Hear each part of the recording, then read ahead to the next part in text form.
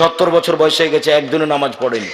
তো বলছে যে আজকে আল্লাহ আমি নামাজ ধরলাম, তুমি আমাকে মাফ করো। তো আল্লাহ বলছে ঠিক আছে মাফ করলাম, যাও। এই যে আপনি দোকানে বসে বললেন ঠিকই বলেছেন, আসলেই খারাপ, এটার ক্ষমা চান তো দেখি। এখন চলে যাবেন আপনি হজ করতে, বাকি জীবন কাবা ঘর গিলা ভরে থাকবেন, আল্লাহ একটা লোকের আমি বদনামে এভাবে সাড়া দিয়েছিলাম, তুমি আমাকে মাফ করো। আপনার হায়াত পর্যন্ত ক্ষমা চেয়ে যদি ক্ষমা হয়ে যায়, তাহলে আল্লাহ হবেন জালেম, অত্যাচারী, আর ইসলাম ধর্ম হবে মিথ্যা।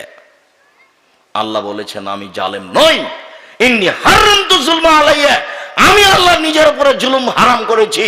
তুমি রিকশাওয়ালাকে থাপ্পড় দিয়ে বিদায় করে দিলে, রিকশাওয়ালা চেয়েছিল 100 টাকা, তুমি থাপ্পড় দিয়ে বলেছো বেটা 20 টাকা ভাড়া, 100 টাকা চাও, থাপ্পড় দিয়ে তুমি 20 টাকা দিয়ে বিদায় করে দিলে।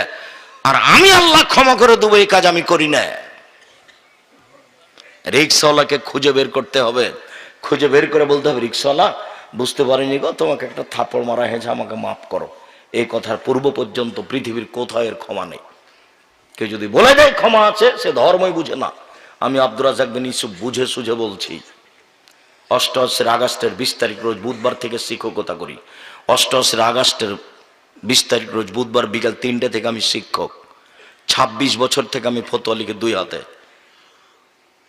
6 বছর থেকে আমি ফতোয়া বোর্ড পরিচালনা করি। 34 বছর থেকে আমি বুখারী মুসলিম পড়াই। 32 বছর থেকে আমি শিক্ষকতা করছি। জাতির সাথে চলে বাস্তবতা আমার কাছে জানা আছে।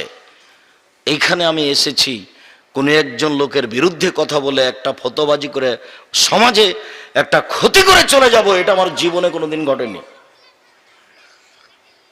কোনোদিন নয়। আপনি আজ কেন হঠাৎ করে এখানে চলে এসেছি ভোলাহাটে, তাই আমাকে এভাবে বলতে হবে এমনটা হিসাব করিনি আমি। আমি তো বক্তৃতা দিচ্ছি 32 বছর থেকে। একটা বাক্য পাবেন না আপনি এরকম বেঢঙ্গা, একটা বাক্য পাবেন না কোনোদিন না।